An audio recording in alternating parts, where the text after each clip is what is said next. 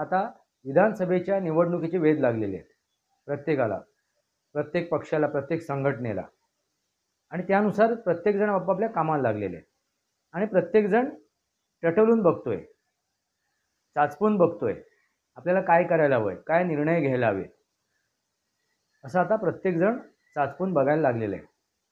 आणि ह्या चाचपणीमध्ये एक गोष्ट अशी निदर्शनात येते, त्याच्यावरती चर्चाही होती, ती म्हणजे अजितदादा पवार हे युतीमधून बाहेर पडून एक वेगळा निर्णय घेऊ शकतात.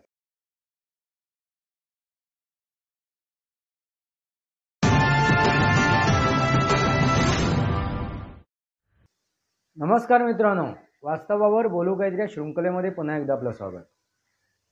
मी आपला मित्र राजेश वासंती सावाजी केळुसकर. मित्रांनो, आता विधानसभेच्या निवडणुकीचे वेध लागलेले आहेत प्रत्येकाला, प्रत्येक पक्षाला, प्रत्येक संघटनेला, आणि त्यानुसार प्रत्येकजण आपापल्या कामाला लागलेले आहेत आणि प्रत्येकजण टटवून बघतोय, चाचपून बघतोय आपल्याला काय करायला हवंय, काय निर्णय घ्यायला हवे, असं आता प्रत्येकजण चाचपून बघायला लागलेलं आहे. आणि ह्या चाचपणीमध्ये एक गोष्ट अशी निदर्शनात येते, त्याच्यावरती चर्चाही होती, ती म्हणजे अजितदादा पवार हे युतीमधून बाहेर पडून एक वेगळा निर्णय घेऊ शकतात, अशी चर्चा सुरू झालेली आहे. मित्रांनो, ही अजितदादा पवारांसाठी फायदेमंद सुद्धा असू शकेल. हा जो त्यांनी निर्णय त्यांच्या मनात जर आला असेल, मी असं का म्हणतोय? मित्रांनो, ज्यावेळी तुम्ही लोकसभेची निवडणूक बघितला असाल, लोकसभेच्या निवडणुकीमध्ये झालेले जो आलेला निर्णय आहे, जे काय आकडेवारी आहेत, त्याच्यानंतर तुमच्या एक गोष्ट लक्षात आली असेल की प्रत्येक पक्षाला जो मिळालेलं मतदान आहे ना, झालेलं मतदान हे त्यांच्या पारंपरिक मतदारांनी केलेलं मतदान आहे आणि त्याच्या व्यतिरिक्त काही जणांनी केलेलं मतदान आहे. आणि हे प्रत्येक निवडणुकीमध्ये होत राहते. आता भाजपाचा जो पारंपरिक मतदार आहे तो भाजपासोबतच राहिला. 19-20% जो शिवसेनेचा मतदार आहे त्यातील 14-15% हा शिवसेनेमध्ये सोबत राहिला आणि 3-4%, 3.5-4% हा मतदार उभाठाबरोबर गेला. तसंच राष्ट्रवादी काँग्रेस आणि काँग्रेस यांचा जो मतदार आहे, पारंपरिक मतदार, हा मतदार हा अजितदादा पवार यांच्या सोबत राहिला नाही. हा कोणाच्या सोबत गेला तर शरदचंद्रजी पवार, राष्ट्रवादी काँग्रेस यांच्यासोबत गेला. आणि काँग्रेसचा मतदार जो पारंपरिक मतदार आहे तो काँग्रेससोबतच राहिला. मित्रांनो, ही पहिली महत्त्वाची गोष्ट आहे. आता इथे गडबड काय झाली आहे की अजितदादा पवार म्हणजे राष्ट्रवादी काँग्रेसचा जो पारंपरिक मतदार आहे, हा जो शरदचंद्रजी पवार यांच्याकडे गेलेला आहे, तो जर परत त्यांना खेचून आणायचा असेल अजितदादा पवार यांना, तर त्यांना वेगळं लढावं लागेल किंवा युतीच्या विरोधात लढावं लागेल. कारण जो राष्ट्रवादीला मतदान करणारा जो आहे त्याने आतापर्यंत युतीलाच विरोध केलेला आहे किंवा भाजपाला किंवा शिवसेनेला विरोध केलेला आहे. म्हणून तो मतदार शरदचंद्रजी पवार यांच्यासोबत गेला आणि शरदचंद्रजी पवार यांचे उमेदवार निवडून आले त्या लोकसभेमध्ये. ही सरळ साधी गोष्ट आहे मित्रांनो, हे काय रॉकेट सायन्स नाही आहे. हे लक्षात जर आलं असेल अजितदादा पवार यांच्या, तर त्यांनी हा जर निर्णय घेतला युतीच्या सोबत न लढता युतीबाहेर पडून लढणं, तर हा त्यांचा विचार स्वागतार्थ आहे, त्यांच्यासाठी आहे, त्यांच्या राजकीय भवितव्यासाठी आहे. त्यांच्यावर जे आस लावून बसलेले त्यांचे जे आमदार आहेत, खासदार आहेत, त्यांच्यासाठी आहे. आणि ही गोष्ट आणि हाक कोणी दिले त्यांना तर वंचित बहुजन आघाडीने, म्हणजे आपले प्रकाश आंबेडकर यांच्या पक्षाने, प्रकाश आंबेडकर यांनी त्यांना हाक दिलेली आहे अजितदादा पवार यांना. कारण लोकसभेच्या निवडणुकीमध्ये ह्यांना प्रकाश आंबेडकरांना मध्येच लटकून ठेवलं होतं, त्रिशंकू करून ठेवलं होतं, न घर का ना घाट का, त्यांना सोबत घेतलंच नव्हतं. उभाट्याने अगदी निवडणुका होईपर्यंत आमच्यासोबत आहेत असं तोंडाला पानं पुसली होती प्रकाश आंबेडकरांच्या. हे त्यांच्या लक्षात आलंच होतं. म्हणून आता त्यांनी तिसरी आघाडी निर्माण करण्यासाठी हालचाल सुरू केलेली आहे. कोणी? प्रकाश आंबेडकर यांनी. आणि त्याच त्या आघाडीला फलस्वरूप आणण्यासाठी त्यांनी हाक दिलेली आहे, ती आहे अजितदादा पवार यांना. जर ती हाक, कारण दोघेही अपयशी ठरलेले आहेत लोकसभे निवडणुकीमध्ये. अजितदादा पवार यांची राष्ट्रवादी काँग्रेस आणि प्रकाश आंबेडकर यांचा पक्ष यांचा सपशेल पराभव झालेला आहे. आता दोन्ही एकाच नावेमध्ये आहेत, दोन्ही समदुःखी आहेत.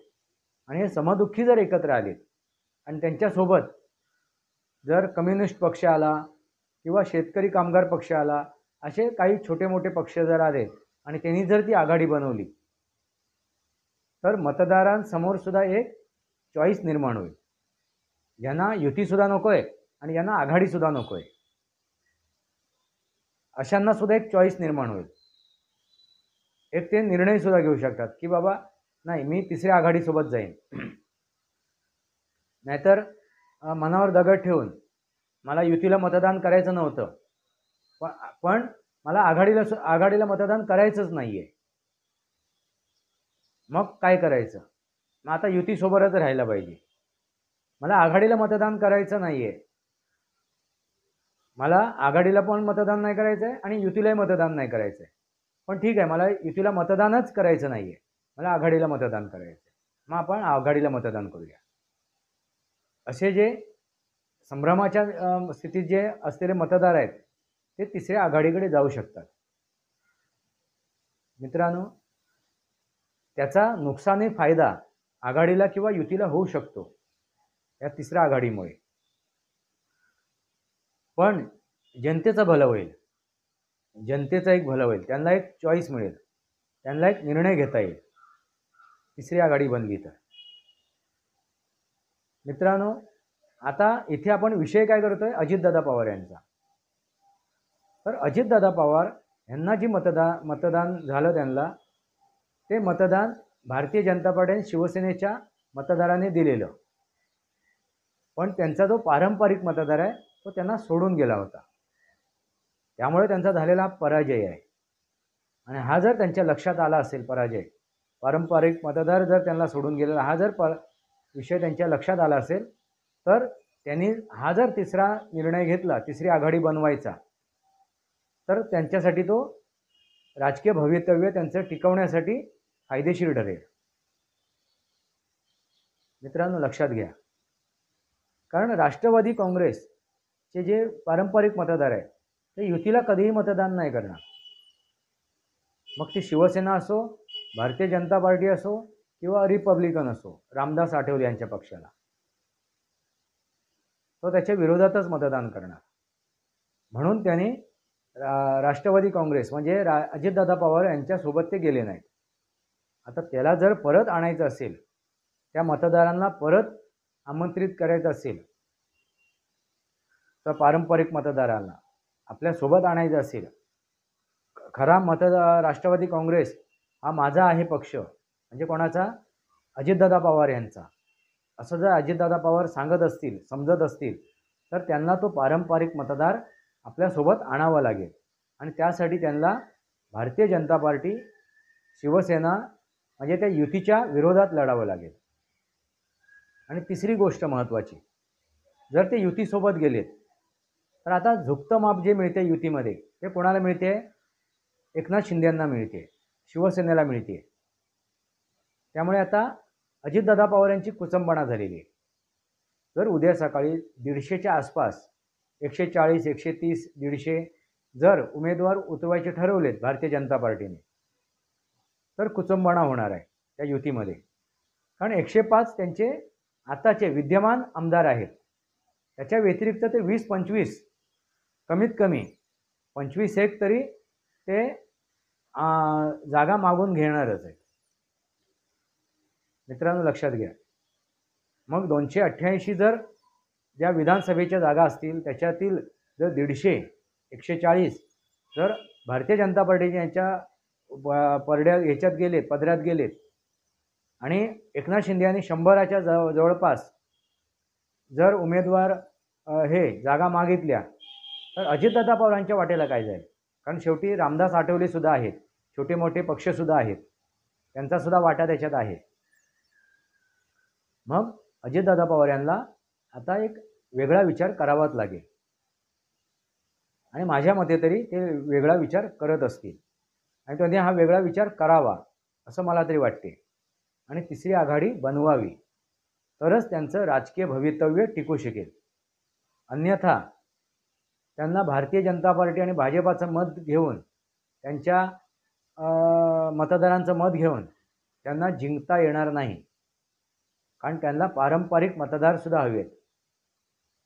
त्यांच्या विचारसरणीला मानणारे जे मतदार आहेत ते सुद्धा त्यांना हवे आहेत आणि ते जर हवे असतील तर त्यांना युतीच्या विरोधात लढावं लागेल आणि आघाडीच्या विरोधातही लढावं लागेल कारण ते आघाडीसोबत जाऊ शकणार नाहीत.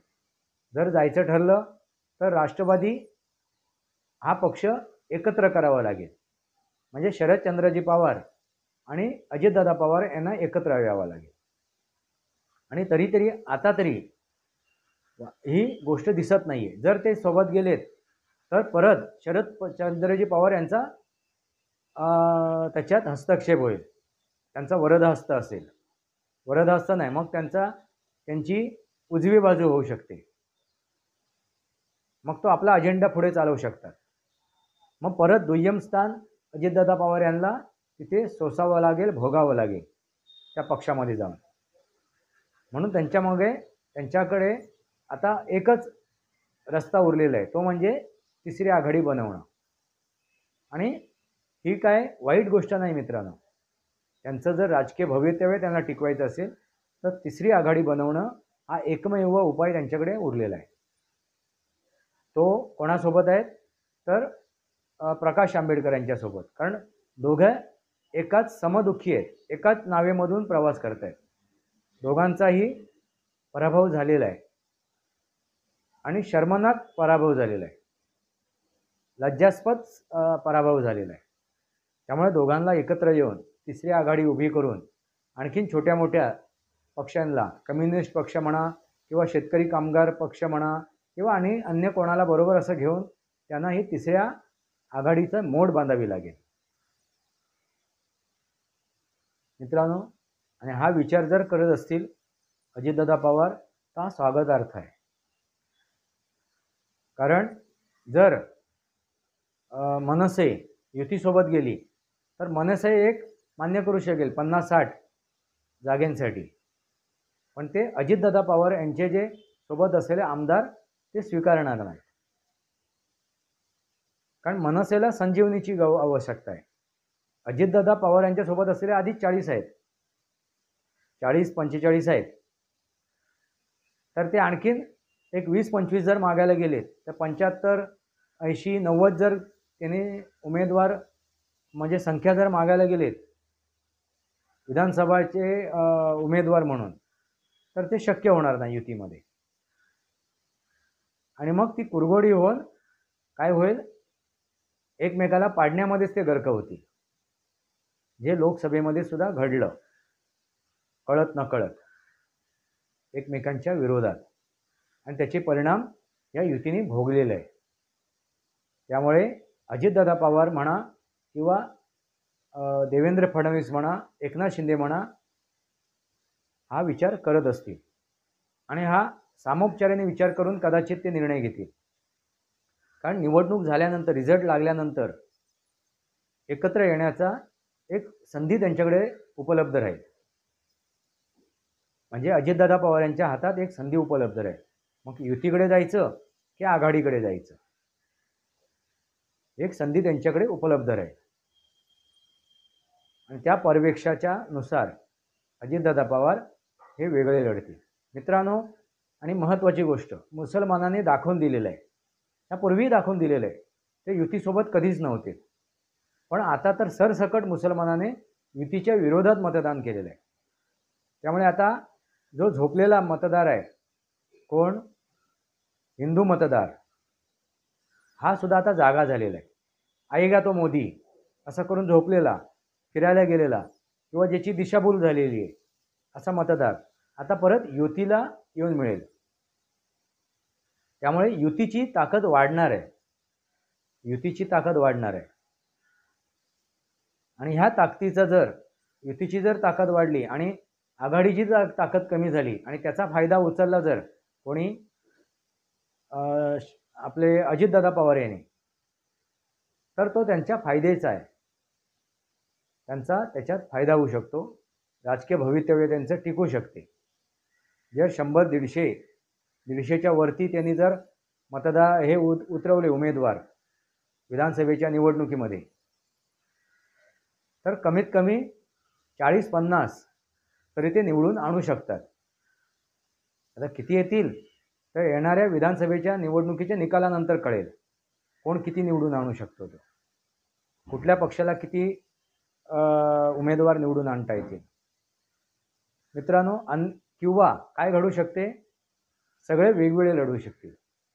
सगळे वेगवेगळे म्हणजे भारतीय जनता पार्टी वेगळी, शिवसेना वेगळा, उभाटा वेगळा, शरदचंद्रजी पवार राष्ट्रवादी वेगळा, काँग्रेस वेगळा, अजितदादा पवार यांची राष्ट्रवादी वेगळं, प्रकाश आंबेडकर वेगळे, सगळे वेगवेगळे लढू शकतील. असं काहीतरी घडू शकेल किंवा 3 आघाड्या बनू शकतील आणि एकाला 2 विरोधक म्हणून उभे राहू शकतील. असं एकंदरीत चित्र आता तरी बघायला मिळते. आणि त्यामुळे म्हणालो मी की अजितदादा पवार तिसरी आघाडी बनवण्याच्या विचार करतायत, विचाराधीन आहेत आणि त्यांना साथ देत आहेत ते प्रकाश आंबेडकर. आता बघूया येणाऱ्या विधानसभेच्या निवडणुकीमध्ये नक्की काय घडणार आहे, कोण कसं लढणार आहे आणि कोणाचे किती उमेदवार निवडून येतील. वास्तवावर बोलू काहीतरी या शृंखलेला सबस्क्राईब करा, बेल आयकॉन दाबा, माझे विचार पडेसे लाईक करा, आपले विचार कमेंट बॉक्समध्ये या. तुर्तास इतकंच. भारत माता की जय, वंदे मातरम. जय भारत, जय महाराष्ट्र.